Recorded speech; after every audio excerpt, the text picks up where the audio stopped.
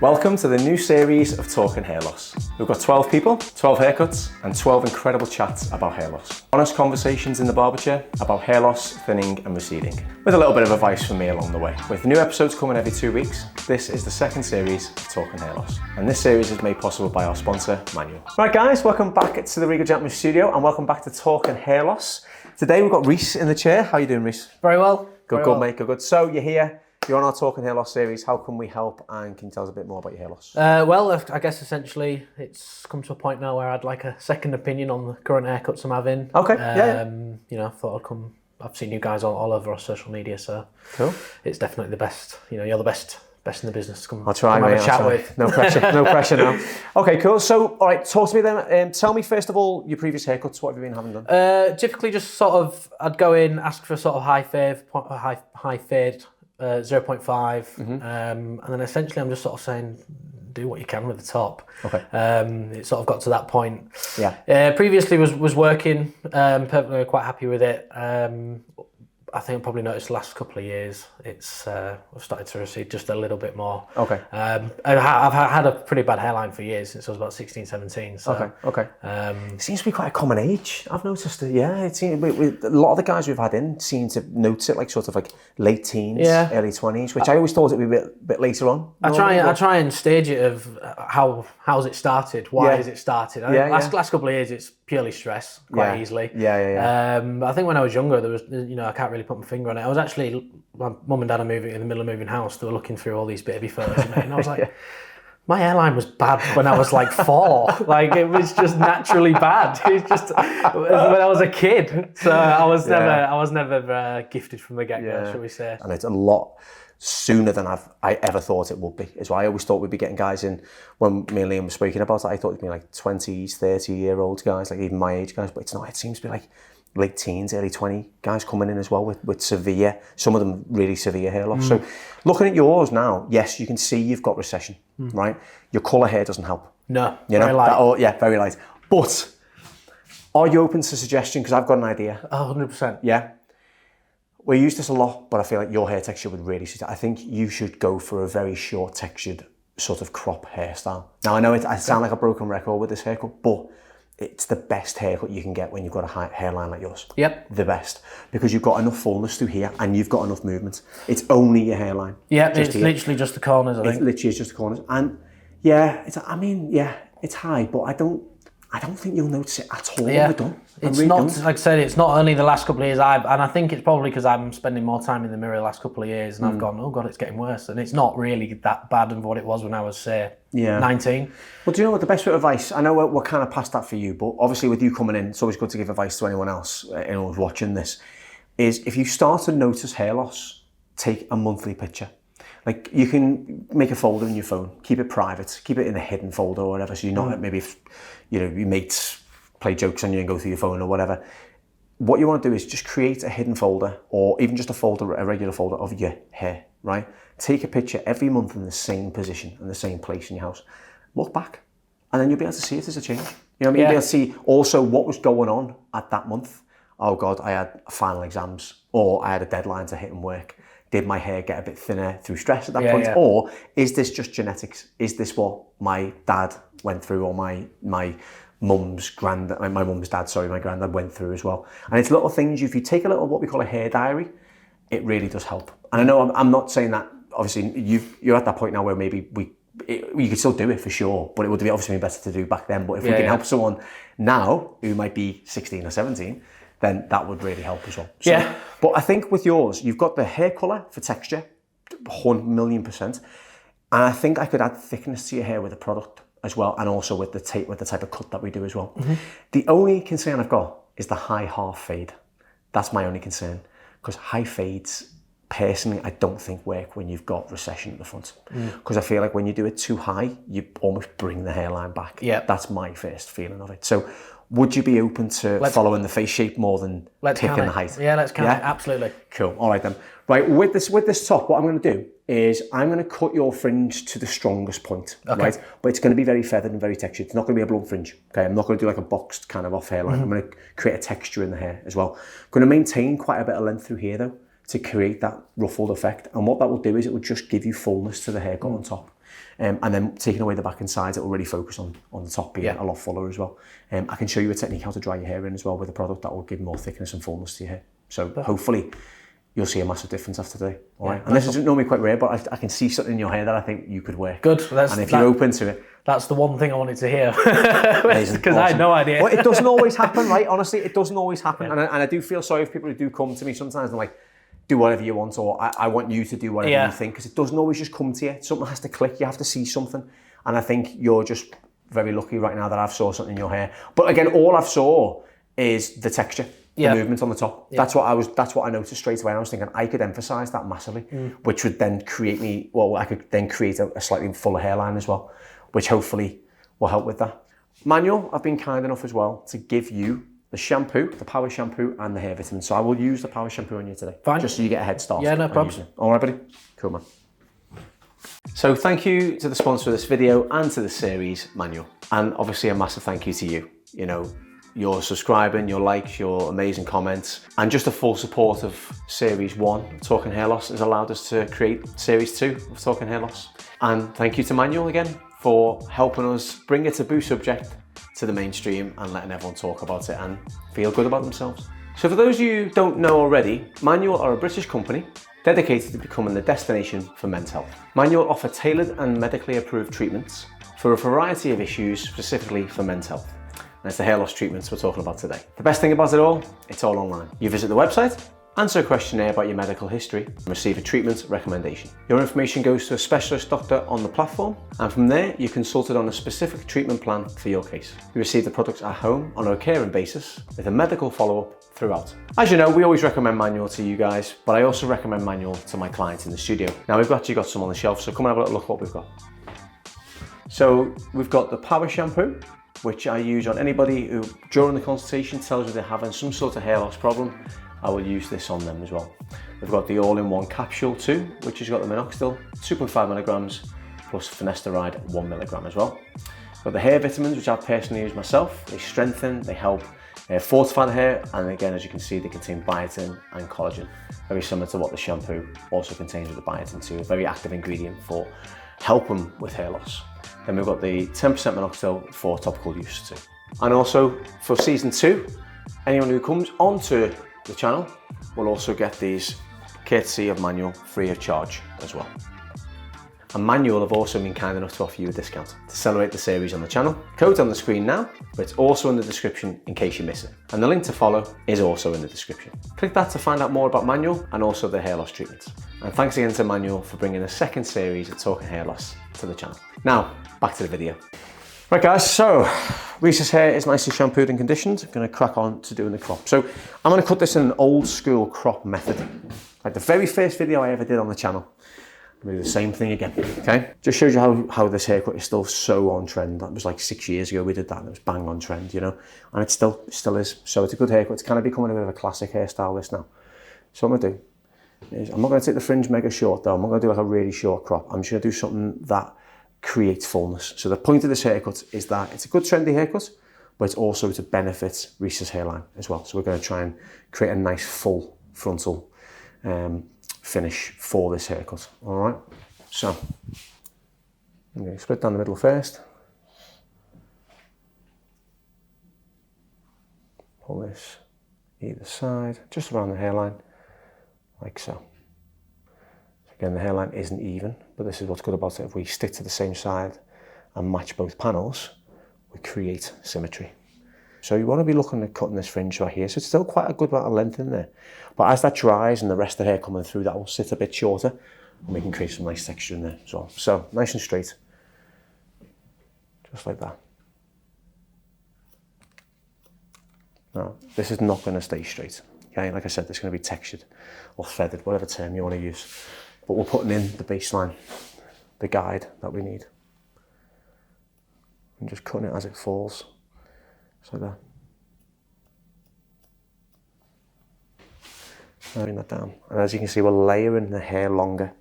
So that gets cut to the same like this. So you get a longer layer that fills up the fullness at the front. That's how this technique works.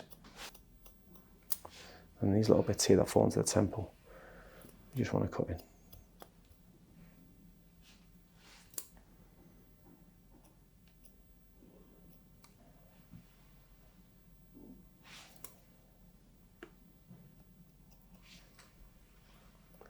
So you've created 2 sections. They're going to thicken up your hairline, okay? So once we've done that, come all forwards from the T section at the back, which is what we created at the very start. And then we just do a once over. Any longer hairs, we cut in. Just like that. In a wide section, top, probably just over a finger width in length. Pick it up, and the crown is quite short already, so I just want to point cut into them just to freshen it up a touch, just like that. This is where you'll start to see the length coming in now as we get closer towards the apex, which is here.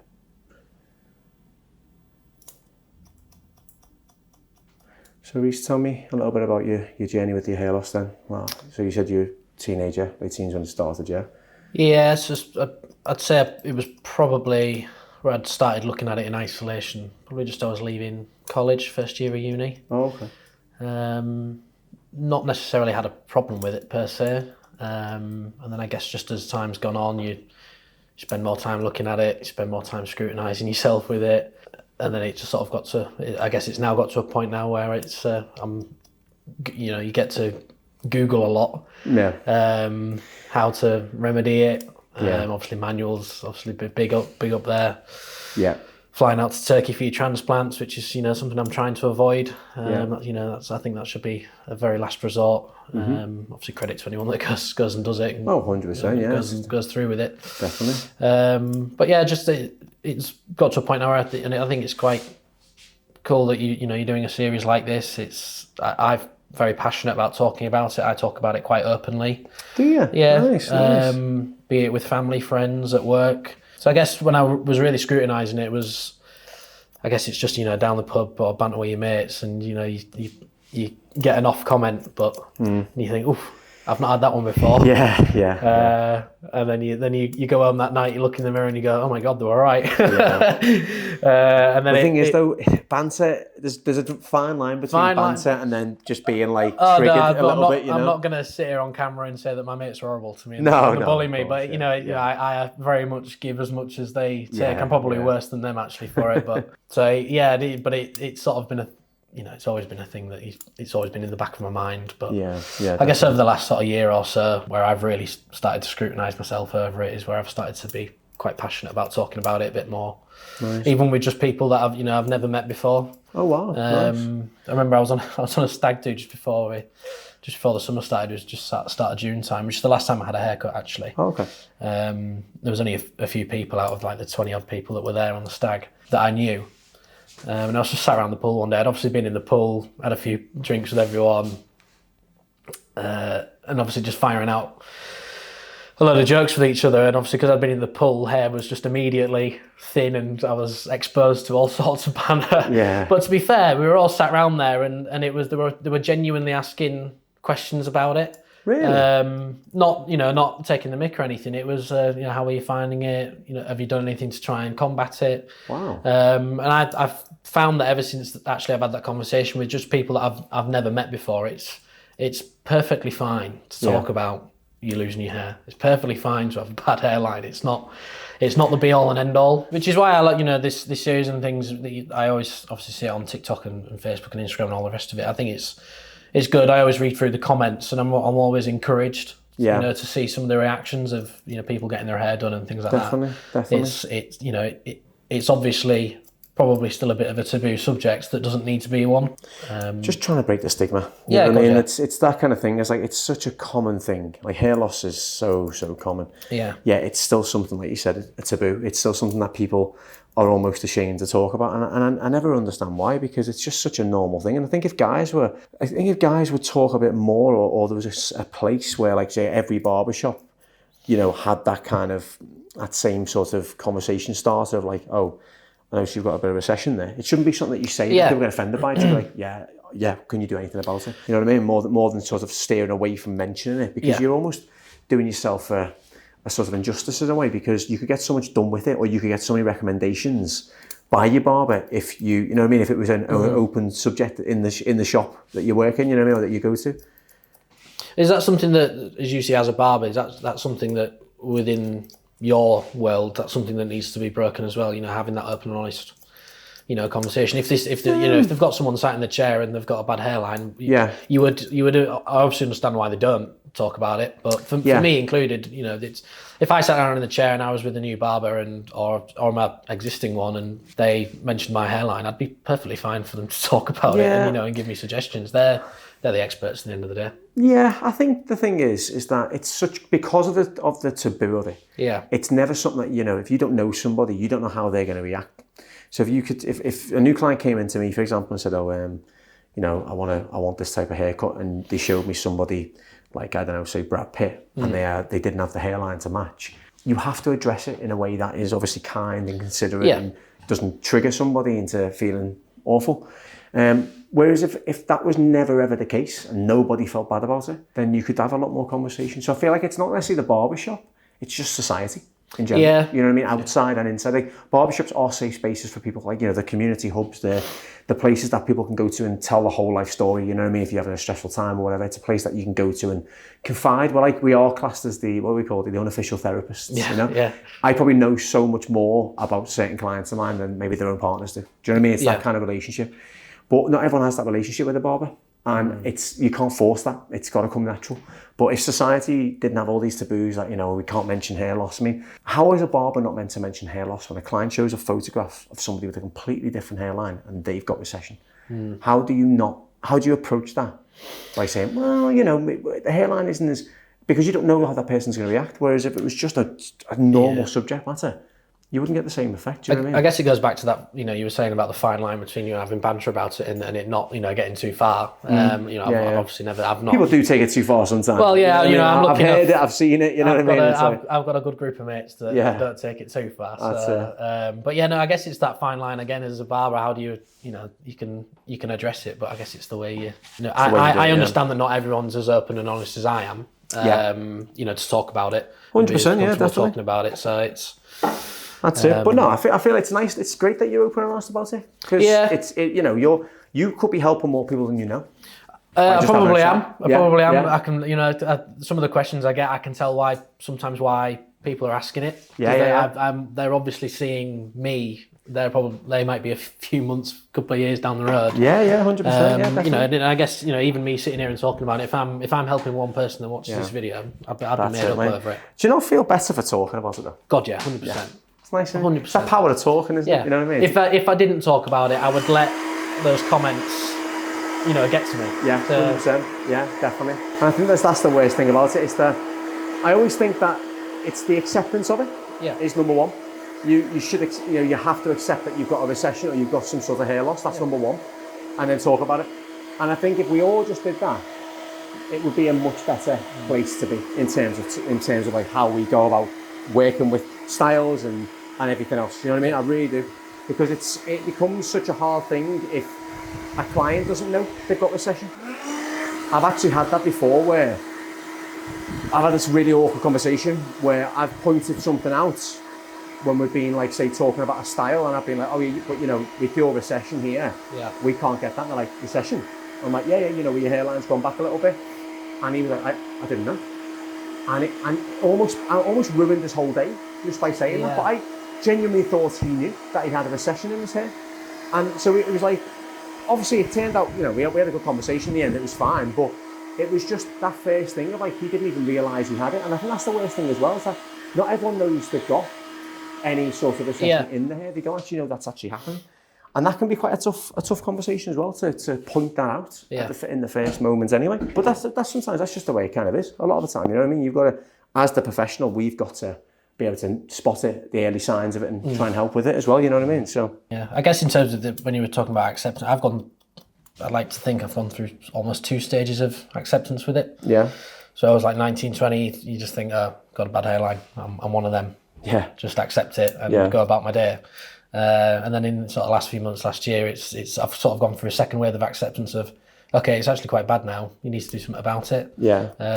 So what did you do then? Or what have you done so far?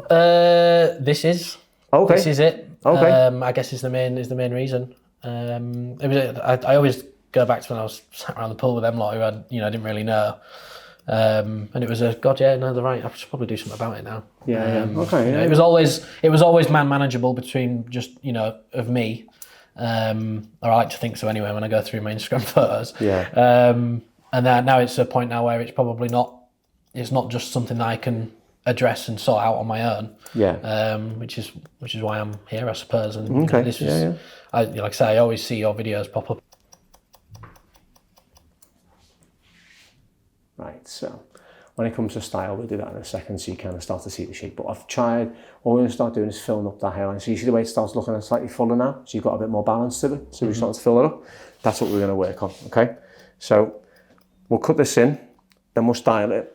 And I'll show you how to do that. And then obviously when the fade's in, you'll see a big difference. So we can still do 0.5, just keep it to the height that we spoke about before. Yeah, well, even if you think a different length's better.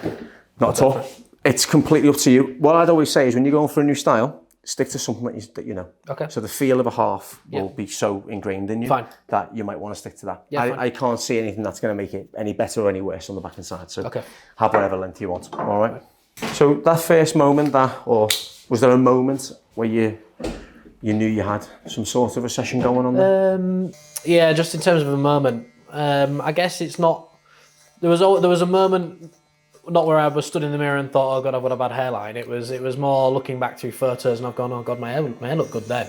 Yeah. It doesn't look like that now, but my haircut hasn't changed. Yeah. From what I'm asking for, which I guess is where it sort of started. Which I guess was that sort of first acceptance of something's obviously happened, and I went about my day and that was it for a number of years, I suppose. Okay. How old were you then? About 17. 17. And was there a moment of was there a picture though that you saw or? Yeah. I can visualise it now. Okay. There's me and there's 3 other mates in the photo. Okay. And what was it about that photo that you thought, whoa, what's going on there? Well, my hair looked good. Oh, your hair looked good. Okay. It didn't anymore. Are you sure that wasn't just down to the haircut though? Was it an exceptionally good haircut at the time? Well, I'd like to think that there was, the skill set of the barber I was using at the time hadn't changed drastically within a space of like 3 weeks. We all have bad days, mate. We all have bad days. So it'd be just my luck, probably. Yeah. But it was. And then it got to a point where I was like, well, I can't replicate that hairstyle anymore. Yeah. It's not really dissimilar to what I would usually have now. It's a lot more messy now than it was before. Oh, okay. Obviously to try and mask it. Yeah.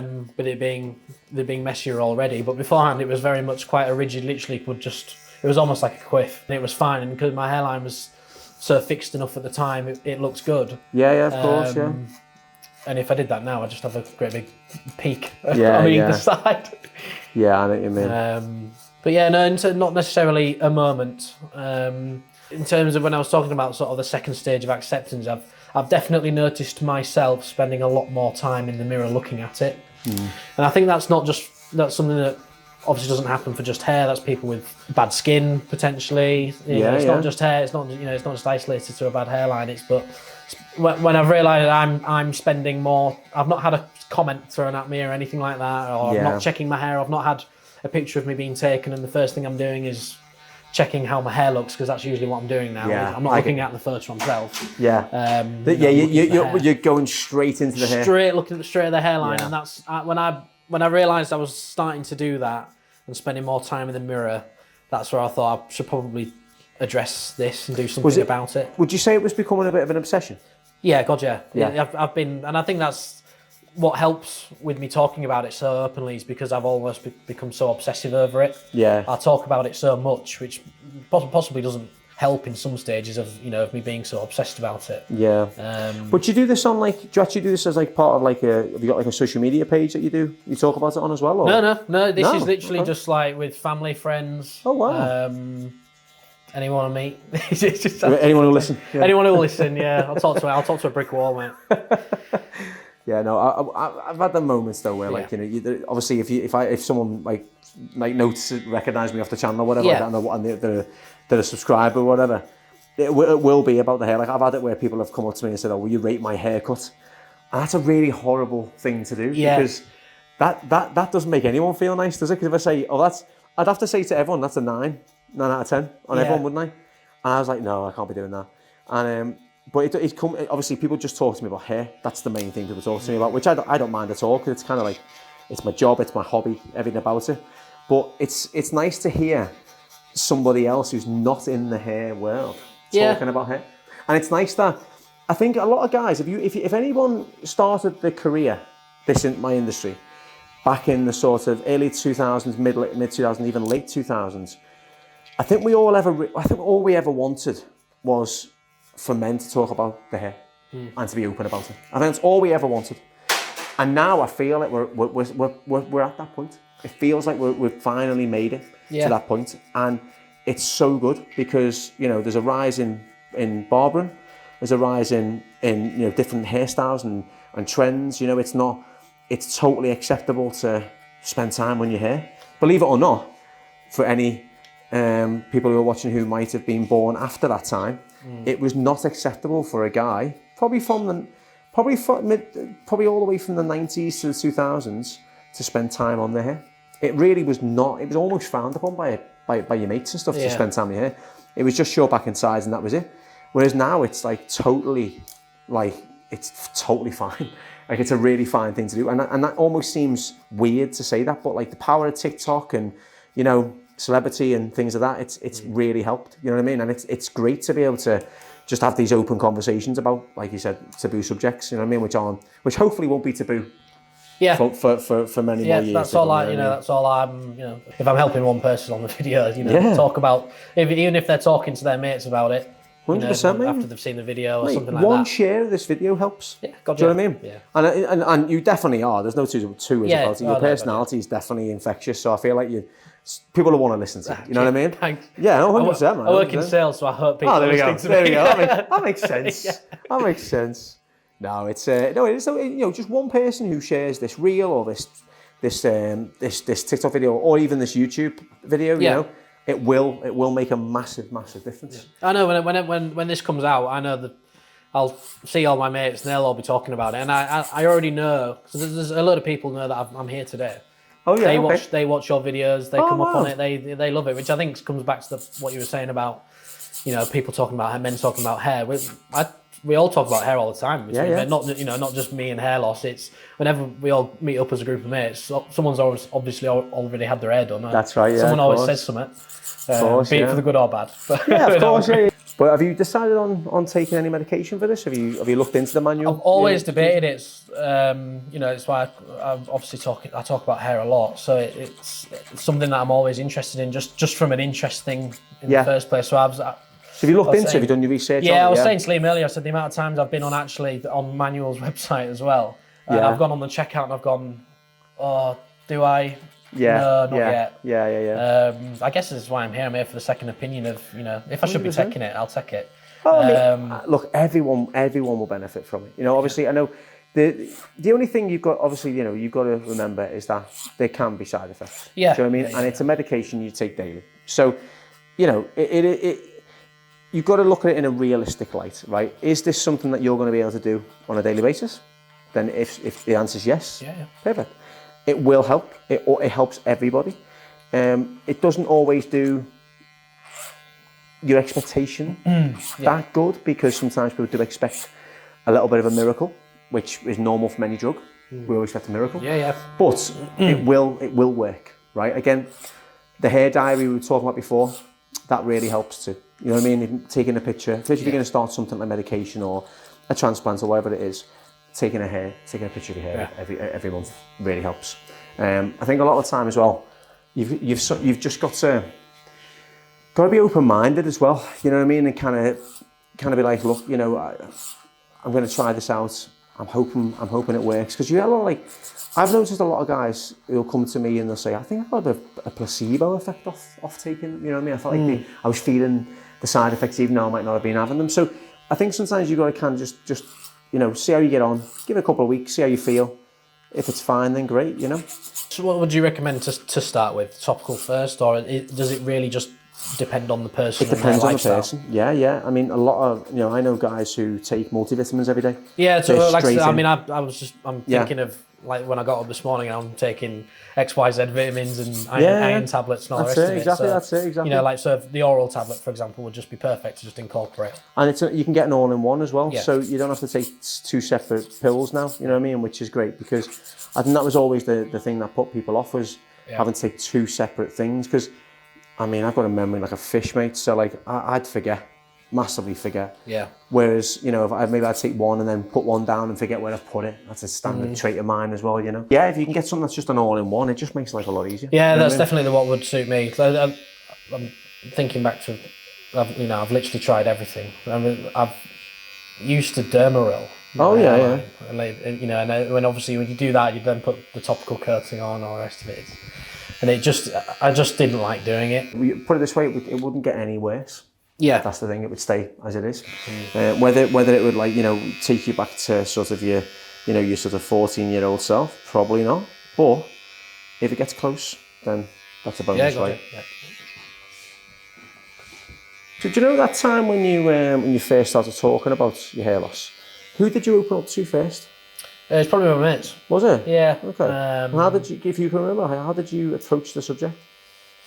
Only real vaguely. I think it was just they were asking about it. Sort of, there'd be an off the cuff comment, a bit of banter or whatever, and I'd give it back, and I'd sort of be like, it's not really as bad as it has to, as bad as it seems. I'm just trying to cast my mind back, really. I guess I've spoken about it that many times. I was going to say, that's pinpoint a moment, isn't it? That's pinpoint a real moment, really. Anything that sticks out to you? One that actually sticks out, it wasn't the first time, was actually when I told my mum and dad about it. Oh, okay. That was quite a big thing for me. How did that conversation go? Really well, actually. That's good. So I look at everyone who, if you see me and my dad still next to each other, it's unfortunately for me, we're like twins, given he's mid-50s now. But his hair, like, he actually ended up showing me pictures of his hair. Oh, okay. When he was my age, and it was exactly the same as what mine is now. Oh, wow. But then I look at him now, and his hair now is the same as what it was in those photos. Exactly, yeah. Which tells me that this is probably a genetic, thing, that this is the base of this is anyway. Definitely.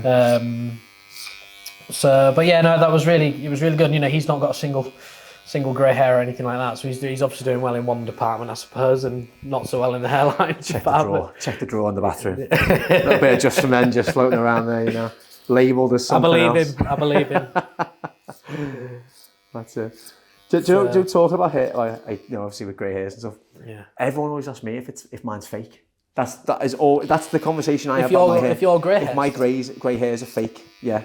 I've had it where people are like, I've been in a shop. I was in a shop with my daughter a few weeks ago. We just went in the shop to get some sweets.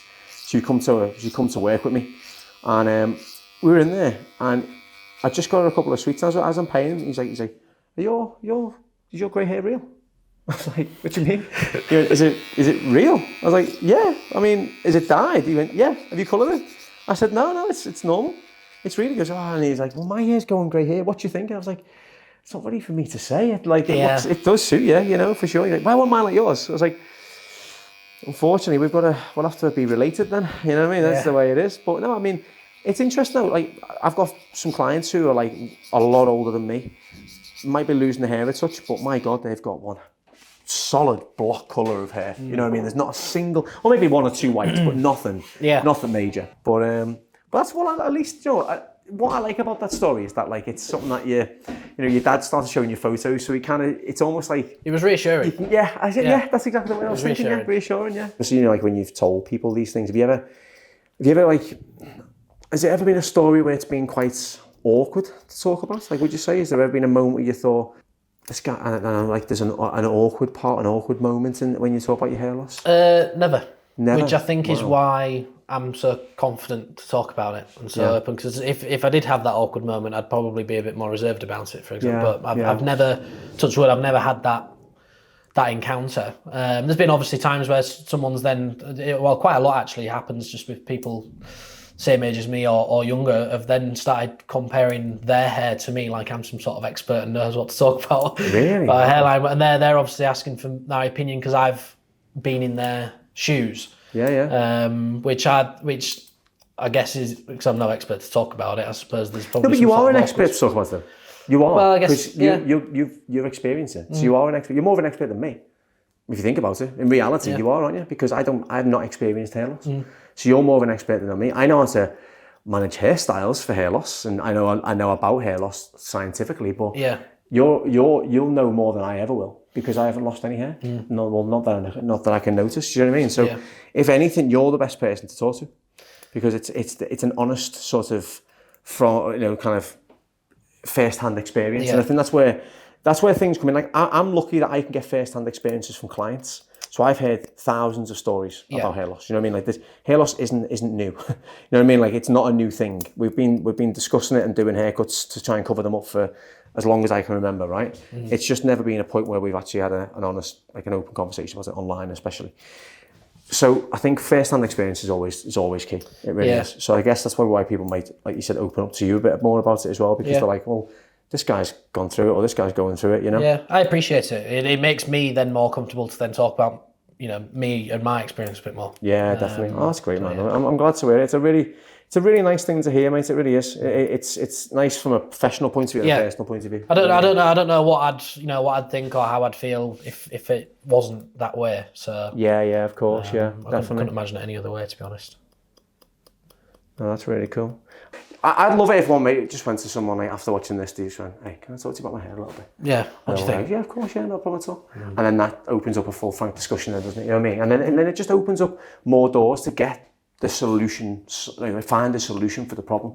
Because if you've had this problem building up for years and years and years, you can sometimes go past the point where medication helps. Yeah, it's straight to hair transplant. Do you know what I mean? So if you catch it first, it's great. We had a guy on the channel who said, if you catch it early enough, you don't have to worry about it. And it's true. It really is. It's that point where you've got to find that when you notice, if you notice it for maybe a year and a bit, then jump on. Do you know what I mean? I guess that's the only regret I've actually got really from all of this, is when I was talking about sort of the first acceptance of it and then the second acceptance where I wanted to do something about it. Yeah. If I did something about it in the first time, I probably wouldn't be sat in this chair talking about it. That's true. Yeah, that is true. Actually, So. Yeah, it's probably good that you never the first time round for us. Selfishly. Yeah, you're welcome. You know what I mean? Yeah, exactly. Purely for a selfish reason. Yeah, 100%. So, but so I guess that's I guess it's the earlier the better. But I guess that's the case with everything. You don't know until you're in those shoes. When I was just accepting it and went about my day and sort of managed it myself. That was the best thing for me to do at the time, and that was that. So obviously I've got to do something about it now. Yeah. So no, it's been lovely to chat, man. It's been lovely to chat, and I've just started out for you. Okay, so I'll show you how to do that. I'll give you your glasses in a second. You have a little look, and I'll show you what I've done. And that's all right. Through the finish. All right, it's dead easy, mate. Honestly, it's taken me less than a minute. I don't even think Liam will edit the styling bit. I'm just faffing around a little bit now just to really bring out that texture. But the texture in the haircut just draws the attention away from everything. It just gives you more of a shape kind of style. Yeah. But I'll show you what we've done. And then again, this is a haircut that gets better with time. It gets better with the more cuts you get. Because the more you layer the front, the longer you leave the back, the more you layer in, it just gets fuller and fuller and fuller and fuller. All right, you want to put that on for me? Oh, nice. Bloody hell. Nice, isn't it? Good effort. So by layering the front in, what it does, it starts to build up the fullness behind here. Now, if I had more length on the top, it would be absolutely perfect. This is probably, I reckon, second, third haircut would be absolutely amazing on this, right? Because we just build up the fullness, like I said, it gets better and better. But there's your 0.5. So everything stays the same as what you're used to. You still get the 0.5. Yeah, I much prefer that. But then having that texture in the blend, I just think it looks really good. I think from behind, when you see the crown cut in properly, I think that just looks like a work of art. Sometimes when you see the separation of the crown, I think it looks nice. But that is brilliant. Working on head shape, building up through there. And then if you look through the top now, it doesn't look as see-through as what it did when you came in. It got a bit more fun. That's all I was doing last night. The layering. Yeah, you can see the layering. Taking pictures of the top of my head. But you can just start to see the texture coming in a bit more. And I've just put it over to one side. That's the way your fringe wants to go. Yeah. I just thought I'd go with it because it kind of works. You could probably have this a bit messy if you wanted to. You know what I mean? If you wanted to wear it a bit more. I've never really known which corner's worse than the other to do anything about it. It looks quite even, to be fair. But I think the left-hand side's a bit higher. Just from when I sectioned it off before, it looked a bit higher. But you can have it a bit more messy if you want to. It's your call, really, mate. Whatever you like to do. You know what I mean? You can have it. Pretty much just have a play around with it, and you'll find your own little way. Do you know what I mean? And then obviously, if you want to pop a little bit of hairspray on the top or whatever to finish it off, then you can. That's the sort of texture I would go for yours. Definitely hairspray on a windy day. Yeah, on a windy day. Yeah. That's everyone. That's me as well. You know what I mean? That's everyone. Yeah. But yeah, are you happy though, mate? I'm honestly absolutely made up. Brilliant. Yeah, thank you very much. Thanks, man. Thanks so much for the chat, man. That was a really, really good chat. Yeah, and I think I've benefited from it. Yeah, well, so have I, mate, if I'm honest with you. So am I as well. I think it was nice to just have a really frank and open chat. Yeah. Nothing wrong with the conversation. Nothing wrong with it. That's what I hope everyone takes away from these sort of videos. All right, perfect. So shampoo and some hair vitamins as nice well. One. All right, so I used the shampoo on you when we'd done it earlier on, so give you a bit of a kickstart there as well. Perfect. All right, man. Excellent. Thanks very much. Cheers, mate.